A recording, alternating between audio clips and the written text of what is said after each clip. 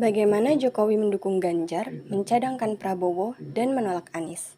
Ditulis oleh Denny Indrayana, Guru Besar Hukum Tata Negara, Senior Partner Integrity Law Firm, Register Lawyer di Indonesia dan Australia. Ini adalah kisah tentang kerja politik Presiden Jokowi untuk ikut memenangkan pemilihan Presiden 2024.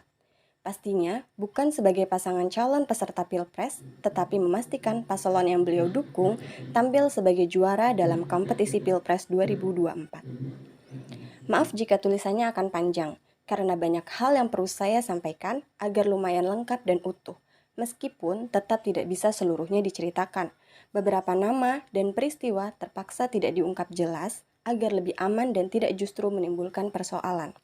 Supaya tidak gagal paham, mohon membaca tulisan ini sampai tuntas. Presiden Wasit Pilpres 2024 wajib netral. Paparan ini saya buat sebagai ikhtiar untuk menjaga agar Pilpres 2024 tetap berjalan jujur dan adil. Saya sadar betul apa yang saya tulis akan membuat tidak nyaman beberapa kalangan, khususnya Presiden Jokowi dan para pendukungnya. Namun, karena didasari niat tulus untuk menjaga kehormatan demokrasi kita, biarlah saya menyediakan diri untuk menjadi pengingat, tentu dengan resiko disalahartikan serta tidak disukai beberapa kalangan tersebut. Sebab, keterlibatan aktif Presiden Jokowi yang ikut cawe-cawe dalam Pilpres 2024 demikian adalah salah satu ancaman nyata bagi demokrasi kita.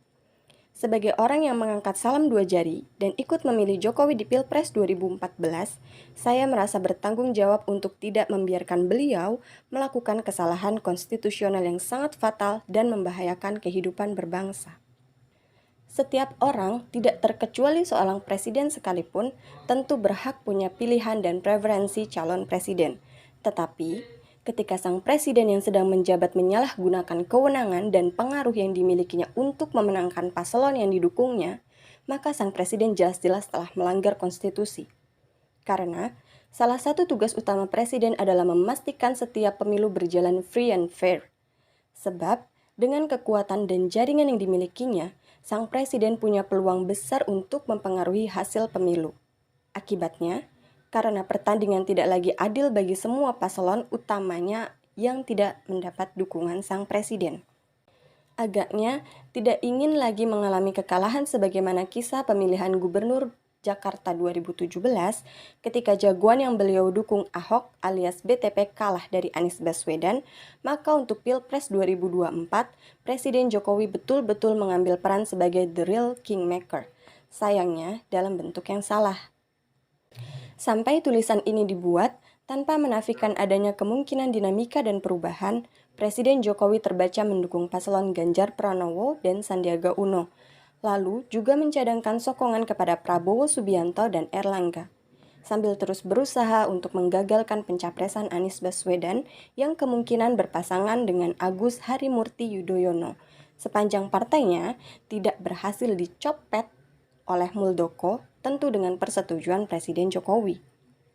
Di panggung depan alias di hadapan publik, keterlibatan Jokowi ini beliau bantah. Namun, dalam realitas panggung belakang, ketika melakukan lobi di ruang-ruang tertutup, langkah dan kerja politik itu nyata dan serius beliau kerjakan. Target Presiden Jokowi, siapapun presiden penggantinya adalah orang yang bisa mengamankan dan melanjutkan program kerjanya. Kepada seorang petinggi negara, salah seorang lingkar utama istana mengatakan paling tidak ada dua hal yang diinginkan Jokowi pasca beliau lengser. 1. Proyek Ibu Kota Negara atau IKN berlanjut. Serta 2. Tidak ada masalah ataupun kasus hukum yang menjerat Jokowi ataupun keluarganya. Dalam pandangan Eros Jarot di talk show Satu Meja Kompas TV, Jokowi mendukung beberapa capres tertentu dan tidak ikut memilih Anies karena ingin memastikan bahwa beliau akan mendarat secara aman dan nyaman. Karena itu, target utama Jokowi adalah sebisa mungkin hanya ada dua pasangan calon dalam Pilpres 2024. Keduanya adalah all the president's men. Calon yang diidentifikasi berseberangan dan mungkin tidak melanjutkan legasi kepresidenannya sebisa mungkin dieliminasi sedari awal. Rumus Jokowi, 9 strategi 10 sempurna. Ibarat rumus makanan 4 sehat 5 sempurna, maka ada 9 strategi 10 sempurna langkah pemenangan yang terbaca dijalankan Presiden Jokowi. Pertama, di tahap awal, Presiden Jokowi dan lingkaran dalamnya mempertimbangkan opsi untuk menunda pemilu, sekaligus memperpanjang masa jabatan presiden. Alasan pandemi COVID-19 dijadikan pintu masuk. Seiring berjalannya waktu, opsi ini makin tidak relevan dan kehilangan logika pembenarannya. Kedua, masih di tahap awal, segaris dengan strategi penundaan pemilu, sempat muncul ide untuk mengubah konstitusi guna memungkinkan Presiden Jokowi menjabat lebih dari 2 periode. Opsi ini cepat tenggelam karena tidak mendapat dukungan dari parpol yang sudah bersiap maju dalam Pilpres 2024. Apalagi, Ketum PDIP Perjuangan, Megawati Soekarnoputri menegaskan sesuai konstitusi, Presiden hanya menjabat maksimal 2 periode. Ketiga, menguasai dan menggunakan KPK untuk merangkul kawan dan memukul lawan politik. Strategi mengkerdilkan KPK tersebut berjalan beriringan dengan strategi keempat, yaitu menggunakan dan memanfaatkan kasus hukum sebagai political bargaining yang memaksa arah parpol dalam pembentukan koalisi Pilpres. Strategi ketiga dan keempat inilah yang dalam banyak kesempatan saya sebut memperalat hukum sebagai instrumen dalam strategi pemenangan Pilpres 2024. Kebetulan, beberapa petinggi parpol mempunyai borok dugaan kasus korupsi. Ada yang terjerat pengadaan minyak goreng, izin lahan hutan, kardus duren, dan lain-lain. Ada juga tokoh yang telah disiapkan dugaan korupsi pembelian Bank Banten. Bank itu infonya hanya dibeli dengan harga di bawah 500 miliar, padahal harga seharusnya lebih dari 900 miliar. Strategi kelima, jika ada petinggi parpol yang keluar dari strategi pemenangan, maka dia beresiko dicopot dari posisinya. Sudah menjadi fakta, seorang pimpinan parpol digeser. Salah satu alasannya karena diketahui beberapa kali bertemu dengan bakal calon presiden yang tidak disenangi Jokowi.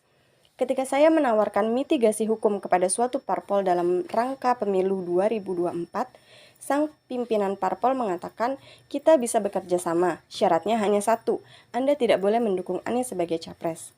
Ketika saya tanya mengapa demikian, sang ketum menjawab, saya harus memikirkan dan menyelamatkan partai sambil tersenyum penuh arti.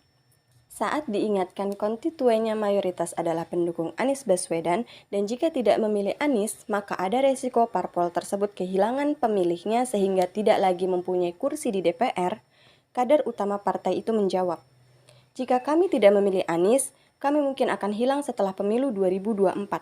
Tapi kalau ikut memilih Anies, kami akan hilang sejak sekarang, katanya tersenyum kecut. Strategi keenam, menyiapkan komposisi hakim Mahkamah Konstitusi untuk antisipasi dan memenangkan sengketa hasil Pilpres 2024. Sebagai bagian dari memanfaatkan hukum dalam pemenangan Pilpres, maka Jokowi paham benar peran strategi MK sebagai pengadil dan pemutus akhir pemenangan Pilpres 2024.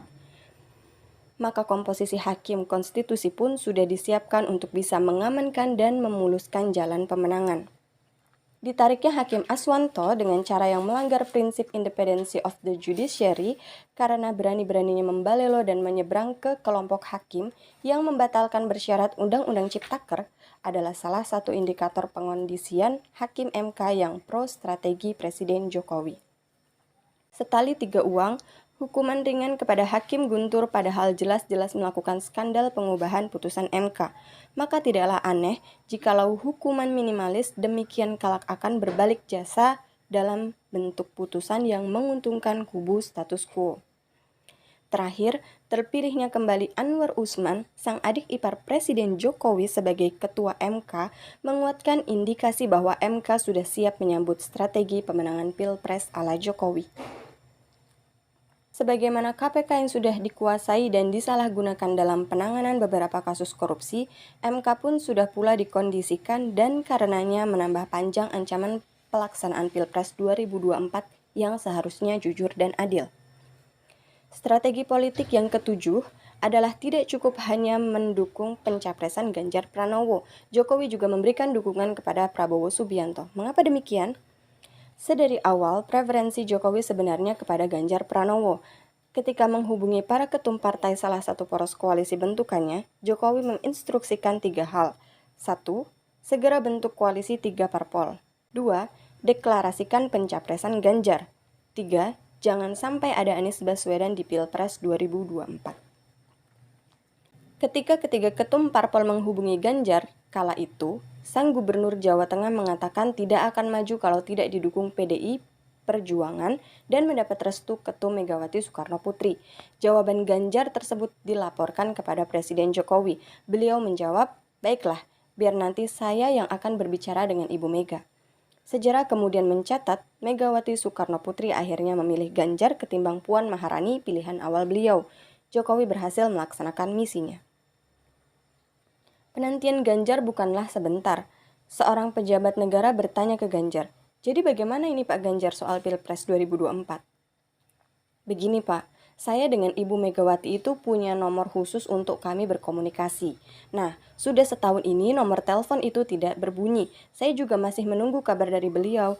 Hanya melalui orang di sekitar saya, Ibu Mega menitip pesan, tolong jaga Mas Ganjar ya." Penantian panjang Ganjar Pranowo, senior saya di Fakultas Hukum UGM tersebut, akhirnya terjawab pada hari Kartini 21 April lalu. Lalu, besoknya di hari Lebaran, Presiden Jokowi di rumah Solo hanya menerima Prabowo Subianto. Dalam harapan Jokowi, yang ideal menjadi presiden adalah Ganjar Pranowo. Tetapi kalau langkah Anies Baswedan tidak terbendung untuk menjadi capres, maka harus ada capres ketiga dan pilihan Jokowi jatuh kepada Prabowo Subianto. Presiden Jokowi membaca survei politik, salah satunya dari CSIS. Pada rilisnya di 26 September 2022, survei CSIS menyimpulkan meskipun Ganjar dominan, tetapi akan kalah jika dihadapkan head-to-head dengan Anies Baswedan. Anies bahkan juga dinyatakan menang jika melawan Prabowo Subianto. Maka, untuk memecah suara pendukung Anies yang kebanyakan dari kalangan Islam atau hijau, maka dimunculkan Prabowo Subianto yang mengidentifikasikan diri sebagai capres dari kelompok hijau pada Pilpres 2019. Singkatnya, pemilih Prabowo dan Anies beririsan. Dengan memasukkan Prabowo, kemungkinan Ganjar untuk menang semakin besar ketimbang resiko hanya menghadapkannya langsung dengan Anies. Survei CSIS tadi mengonfirmasi itu. Bukan hanya memecah suara Anies dengan mendukung pencapresan Prabowo, Jokowi juga menyiapkan Sandiaga Uno sebagai cawapres Ganjar. Lagi-lagi, untuk memecah suara kelompok Islam pendukung Anies. Maka, jika di Pilgub Jakarta 2017, koalisi Prabowo mendukung Anies Sandi melawan Ahok yang didukung Jokowi, lalu di Pilpres 2019, Prabowo Sandi adalah pilihan bagi aliran politik hijau Islam melawan Jokowi Ma'ruf Amin dari kelompok merah nasionalis. Maka untuk Pilpres 2024, Jokowi sengaja memasang strategi memecah suara hijau tersebut dengan target memenangkan politik aliran merah. Di Pilpres 2024, strategi Jokowi jikalau Anies tidak berhasil dijegal sebagai capres, maka dia akan berbagi suara kelompok Islam dengan capres Prabowo maupun Sandiaga yang akan menjadi cawapres Ganjar. Dengan harapan, suara merah akan bulat ke Ganjar dan karenanya lebih mungkin masuk putaran final dan menang. Mengapa saya yakin Sandiaga Uno akan menjadi cawapres Ganjar? Tentu saja politik selalu dinamis, tetapi informasi dan tanda-tanda ke arah pasangan Ganjar Sandi itu sudah mulai menguat. Di samping strategi Presiden Jokowi untuk memecah suara pemilih Islam tadi, Sandi juga sudah berpamitan dari Partai Gerindra, arahnya akan bergabung dengan P3, katanya karena ada penugasan di tempat lain. Penugasan itu datang dari Jokowi, bagi Sandiaga dan sebenarnya juga Erick Thohir untuk mendekati partai-partai Islam. Sandi ditugaskan masuk ke P3, lalu membawanya berkoalisi dengan PDIP Perjuangan dan menjadi cawapres Ganjar. Banyak survei menguatkan pasangan calon Ganjar Sandi akan sulit untuk ditandingi. Sedangkan posisi Erick Thohir yang juga mencoba menjadi wapres Ganjar masih terkendala karena darah mendadak dangdut NU-nya masih amat muda. Padahal sudah banyak dana yang digelontorkan keluarga Thohir untuk lebih memberi warna hijau Islam kepada Erick. Yang lebih pasti, kalau Sandiaga mendekat ke P3, Erick sudah berhasil mendanai PAN, sehingga tidak aneh jika PAN yang mendukung Erick ke PDI Perjuangan untuk berpasangan dengan Ganjar ataupun ke Gerindra untuk menjadi cawapresnya Prabowo. Memang, ada juga informasi lain bahwa Ibu Mega meminta cawapres Jokowi adalah dari NU yang sepuh. Rupanya, beliau nyaman dengan sosok Kiai Haji Ma'ruf Amin yang tidak mengganggu dan menjadi kompetitor Partai Banteng Moncong Putih. Kita lihat saja dalam waktu dekat, apakah Sandiaga yang mendampingi Ganjar atau tokoh lain yang lebih NU, Mahfud MD misalnya. Persoalan dengan Prof. Mahfud adalah beliau mendapat dukungan luas dan populer di kalangan masyarakat bawah, tetapi ditakuti dan tidak menjadi pilihan di kalangan atas petinggi parpol. Itu pula yang menyebabkan Prof. Mahfud gagal menjadi cawapres meskipun sudah berbaju putih di detik-detik akhir pengumuman pendamping Jokowi dalam Pilpres 2019. Persoalan dengan Sandi adalah umurnya yang masih muda. Kalau menjadi cawapres Ganjar, maka Sandi akan berpotensi maju capres pada Pilpres selanjutnya. Maka, tidak aneh jika Sandi akan diminta menandatangani perjanjian politik yang menyatakan tidak akan maju capres dalam Pilpres-Pilpres selanjutnya. Jaminan tidak maju capres tersebut akan menjadi satu tuntutan PDI Perjuangan jika akhirnya Sandi mendampingi Ganjar. Strategi ke-8 Jokowi adalah membuka opsi mentersangkakan Anies Baswedan di KPK. Itu sudah menjadi rahasia umum terkait dugaan korupsi Formula E. Meskipun opsi ini semakin kehilangan momentum, namun belum juga menghilang dari opsi Jokowi. Ketika mendadak dideklarasikan sebagai capres oleh Partai Nasdem, salah satu pemicu utamanya adalah ada informasi bahwa Anies akan segera ditetapkan sebagai tersangka kasus korupsi. Partai Nasdem sendiri bukan tanpa ancaman ketika nekat mendeklarasikan Anies. Dalam pertemuan terbatas elit partainya, Suryo Paloh dikabarkan berkata, "Abang ini meskipun dibunuh ataupun dipenjara, tetap akan mendukung Anies, tidak akan berubah." Hasil pertemuan Jokowi Suryo Paloh sendiri menghasilkan kesepakatan status quo. Artinya, Partai Nasdem akan tetap mendukung Anies dan menterinya di kabinet tetap tidak di-reshuffle. Tetapi bukan berarti posisi Nasdem aman.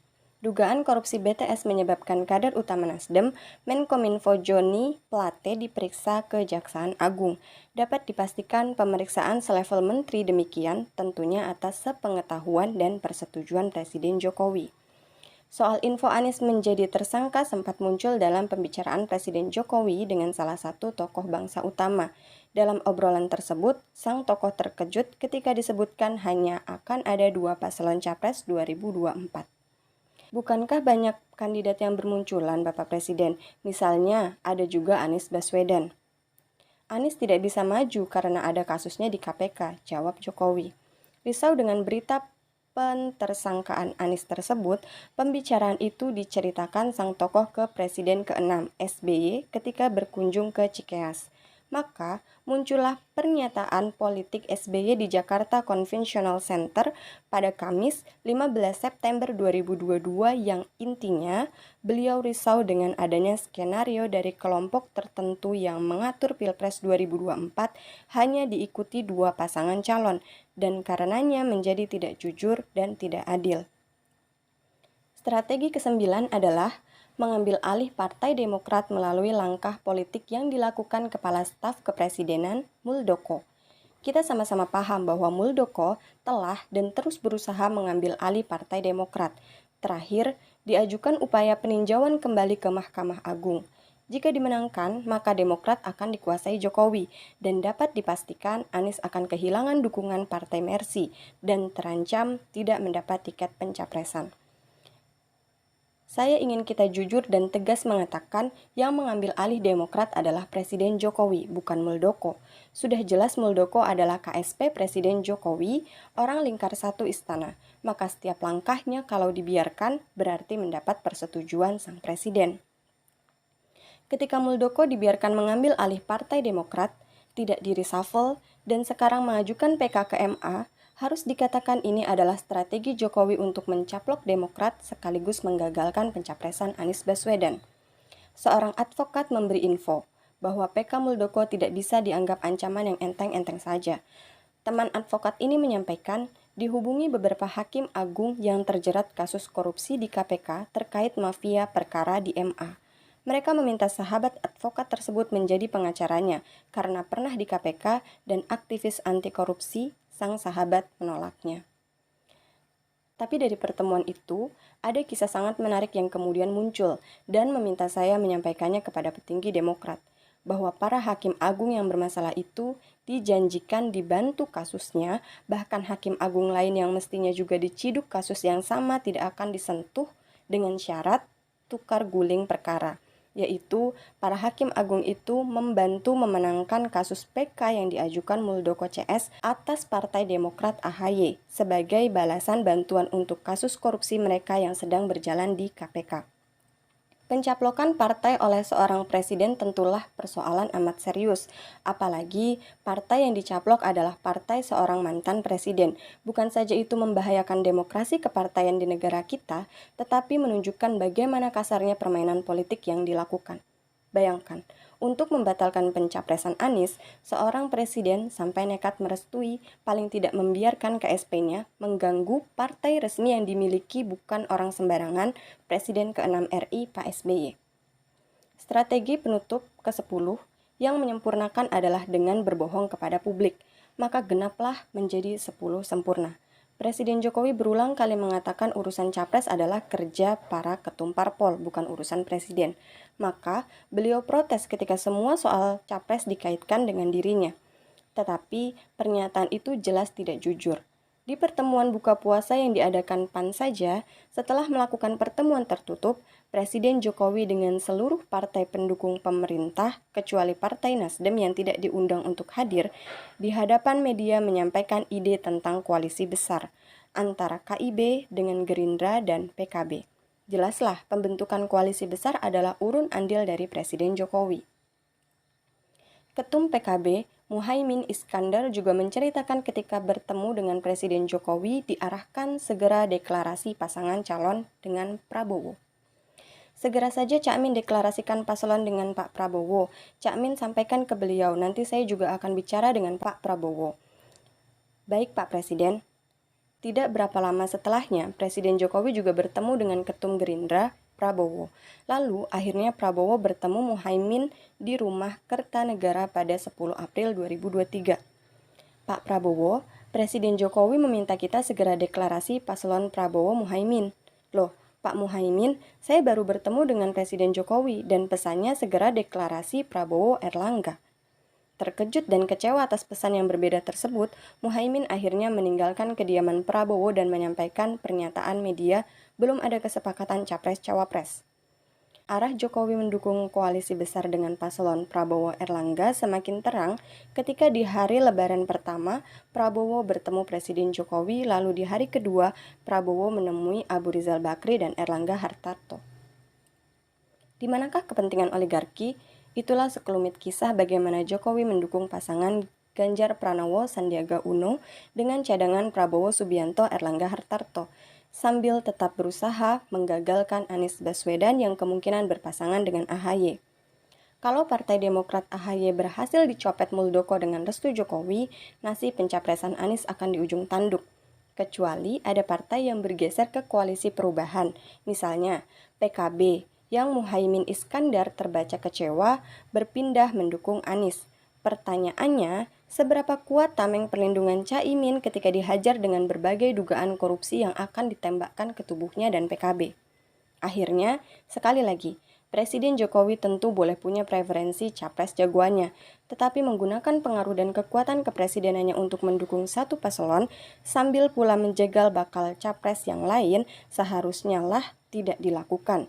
Demokrasi dan Pilpres 2024 akan dicatat sebagai pemilu yang penuh rekayasa politik, yang kotor, dan itulah legasi Presiden Jokowi yang harus dihentikan sebelum semuanya terlanjur menjadi kenyataan. Mengapa Jokowi sedemikian kuat dan semangat mewujudkan skenario Pilpres 2024 di atas? Tanyalah kepada sang bohi rumput oligarki yang bergoyang. Faktanya, tidaklah sedikit kepentingan bisnis dan mega proyek yang dipertaruhkan padahal telah dipat-gulipatkan. Jika Presiden 2024 yang terpilih tidak sesuai dengan skenario mereka, tsunami kerugian bisnis akan menjadi bencana yang mematikan. Pekalongan, Jakarta, Melbourne, 24 April 2023, Denny Indrayana.